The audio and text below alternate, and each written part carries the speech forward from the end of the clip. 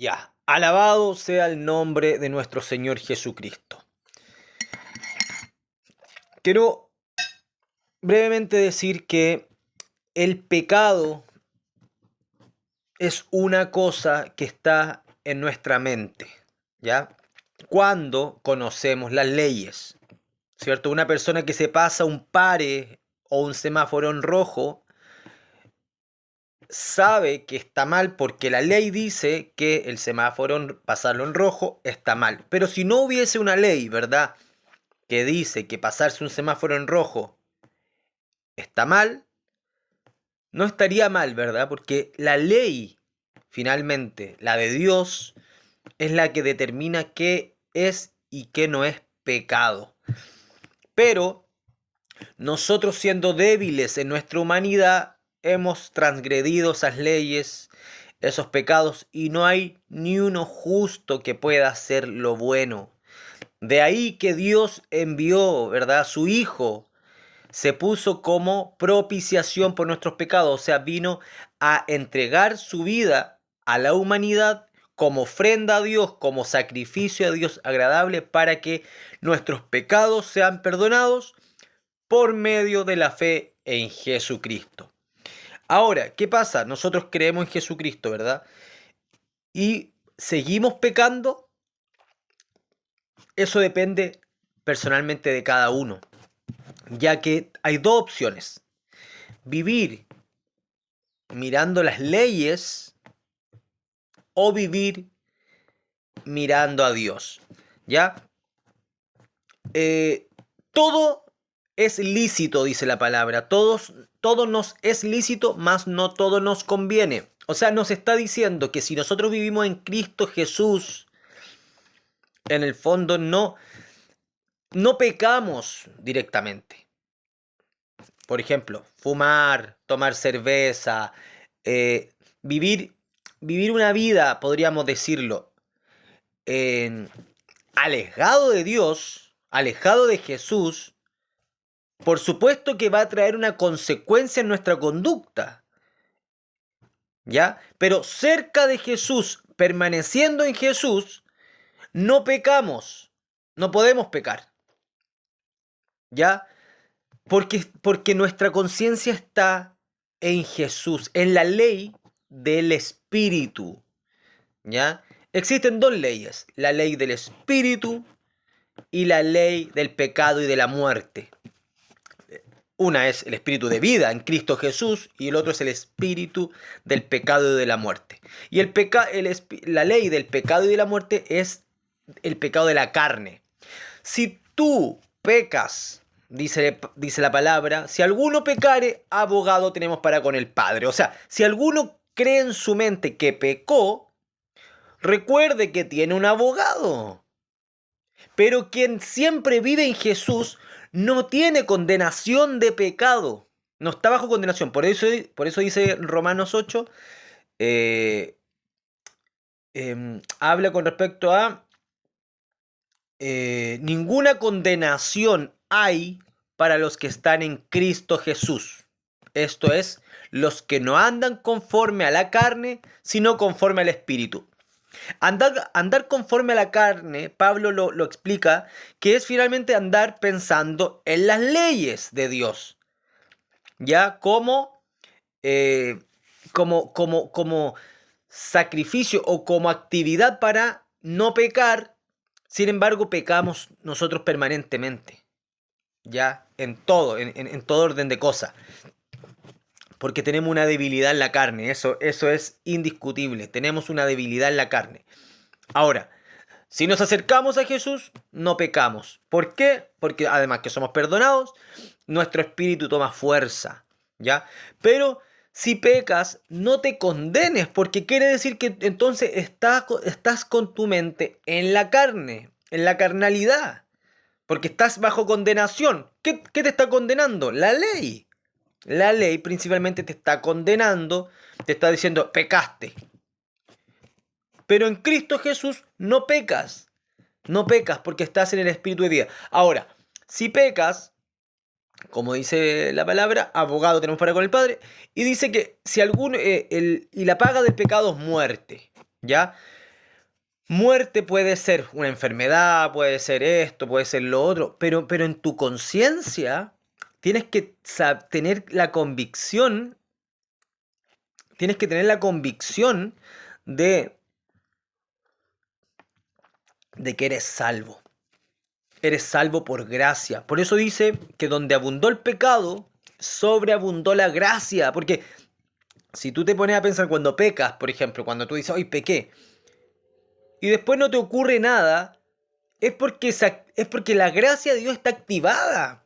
La misericordia de Dios está activada permanentemente. No, pero es que yo pequé, ahí te estás condenando. Porque la sangre de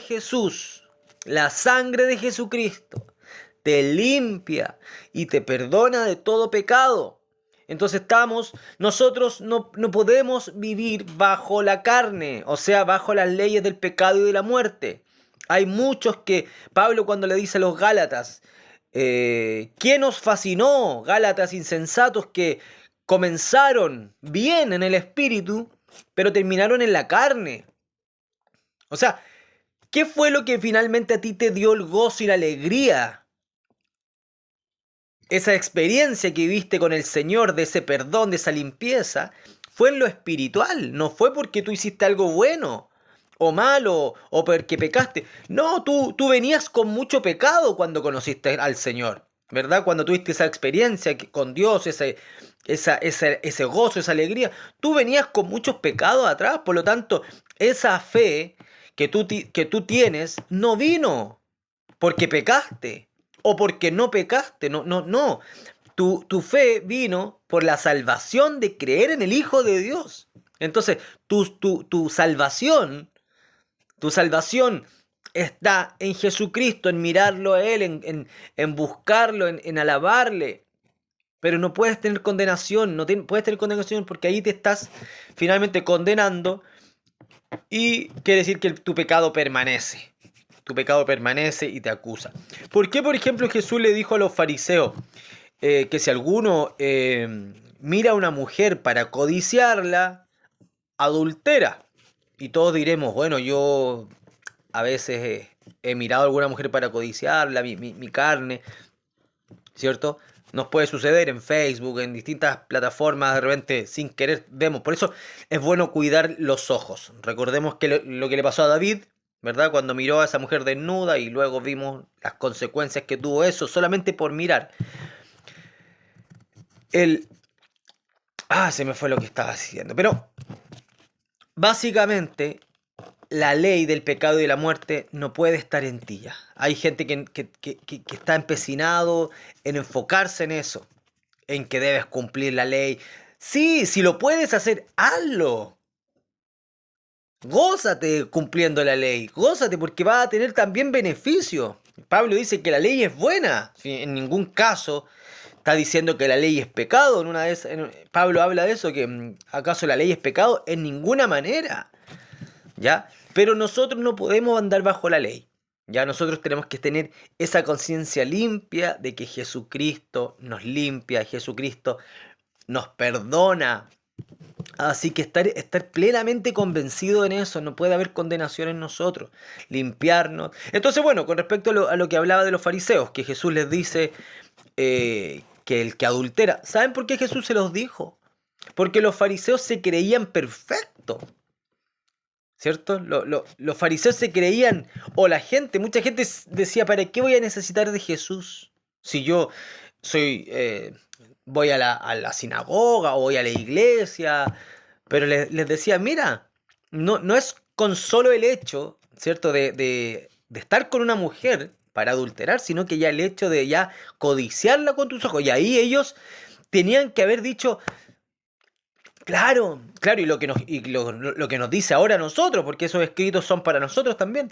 ¿Qué nos dice? Entonces, soy pecador, necesito de Jesús también, porque el Señor vino a descubrir finalmente las artimañas de Satanás que están ocultas en nosotros, para que nosotros, ¿cierto?, esas tinieblas salgan a la luz. Por eso dice la palabra que el que si alguno confiesa su pecado, ¿verdad? Alcanzará misericordia y se aparta de él. Entonces, Entonces la fe en el Hijo de Dios va a ser solamente eso, va a ser solamente que tu alma se libere y siga caminando, se siga esforzando, sigas permaneciendo en Jesús, sigas permaneciendo en el Hijo de Dios, en quien hay salvación. Si antes, estando lejos, fuimos reconciliados, dice Pablo, ¿cuánto más ahora que estamos cercanos alcanzaremos misericordia, alcanzaremos gracia? Así que solamente es que gozarse en el Señor, reconocerle su gran sacrificio, su bondad, ¿cierto? Y honrarlo, darle gracia, alabarlo, estar permanentemente en ese gozo. Ese es una actitud espiritual. Sí, a veces lo espiritual nos baja, a veces nos bajamos, pero que no dure mucho, no debería durar mucho, la condenación no nos debería... Ahora, hay otra cosa, que eh, la búsqueda, ¿cierto? El amar a Dios implica conocerlo. Entonces, claro, la palabra dice claramente que, por falta de conocimiento, el pueblo erró por falta de conocimiento, el pueblo se perdió por falta de conocimiento. Ahora se me olvidó un poquito cómo era. Eh, ¿Cierto? Mi pueblo se perdió por falta de conocimiento, una cosa así, se me olvidó en este momento. Entonces, nosotros debemos tener un conocimiento de las Escrituras para que el Espíritu Santo, o sea, un pleno conocimiento de las Escrituras, que son las que dan testimonio de Jesús. O sea, finalmente tú escudriñas las Escrituras y ellos dan testimonio de Jesús, lo que nos va a ayudar a tener fe. Así que, si alguno cae, imagínense, Pedro le dijo, ¿cuánto perdonaré al que pecare contra mí? ¿7 veces? Y Jesús le dijo, hasta 70 veces 7. O sea, esos son como 490 más o menos. Imagínate cuánto el Señor entonces, que es más que Pedro, nos perdona a nosotros, ¿cierto? Si el justo cae 7 veces, 7 veces le levanta. No temas, yo estoy contigo. Esa palabra no va a pasar nunca. No temas, yo estoy contigo. No desmayes, porque yo soy tu Dios que te esfuerzo. Siempre te ayudaré. Dios no puede mentir. Si Él dice siempre te ayudaré es porque siempre te ayudará. Siempre voy a estar contigo. Así que basta de la condenación por pecados, porque ahí estás mirando las leyes, ahí andas en la carne. No, tú tienes que mirar al Hijo de Dios, puestos los ojos en Jesús. En Él hay salvación. Por eso Jesús tuvo que hacer ese tremendo sacrificio para pagar, porque la humanidad no iba a alcanzar la salvación por sus medios, menos por la ley, por nada. Así que gózate, alégrate en el Señor, míralo. Alábalo, dale gracias, arrodíllate, búscalo, entiende que por Él hay salvación. Aleluya, santo es tu nombre. Hay una religión que los Advent, ya, para no... Ellos, a mi modo de ver, es un plan, fíjense, un plan que tiene que ocurrir al parecer. Porque ellos... Bueno, yo creo que voy a hablar en otro momento de este tema, porque es muy interesante muchas veces analizar religiones estructuradas muy bien, muchas están estructuradas muy bien, y analizarlas porque, a ver, acá entendamos algo. Va a haber dos grandes grupos de cristianos que van a ser salvados, ¿ya? Hay uno que habla que se habla en el ambiente evangélico o en el cristianismo, ¿cierto? Un poquito más pentecostal, del arrebatamiento o el rapto, ¿ya? Los adventistas y muchas otras religiones no creen en este rapto. Ahora, si no creen, no quiere decir que no es, pero ellos no creen. Entonces, pero ellos se enfocan mucho en la situación de Apocalipsis 12, más o menos, que está donde el dragón dice que fue a pelear contra la mujer, pero como no la pudo vencer, fue con el resto de la simiente, que vendrían siendo el resto de los cristianos que queden en la gran tribulación. Entonces están los del rapto, que son los que aparece en Apocalipsis 6 más o menos, que es la multitud vestida de blanco, la gran multitud, que era incontable, millares de personas, y Juan pregunta quiénes son ellos, y dice, el ángel responde, ellos son los que salieron de la gran tribulación. O sea, hay unos que salen de la gran tribulación, ya, ese sería el rapto, la iglesia raptada, y los que se quedan van a ser los que finalmente van a morir porque el dragón los va a vencer, ya con su cola, y habla, y los va a vencer, el dragón los va a vencer, y esos van a ser, a mi modo de ver, los religiosos un poco que se centran en las leyes y se centran en cumplir el sábado, esto y lo otro, pero bueno, cada uno va a tener que pasar, pero lo importante es llegar a la ciudad celestial y estar con el Señor. Bueno, si quieren que ahonde más en ese tema, lo puedo hacer en otro video. Espero que haya sido de utilidad. Un gran abrazo, bendiciones y puesto los ojos en Jesús, en Él. Ámalo, ama al Hijo de Dios, porque alcanzarás misericordia siempre. Amén.